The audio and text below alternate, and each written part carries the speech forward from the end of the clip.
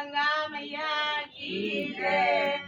गंगा दशहरा के उपलक्ष्य में हम आपको एक गंगा जी का गीत सुनाने जा रहे हैं। लाइक करें, कमेंट करें और सब्सक्राइब करें। हरिद्वार में गंगा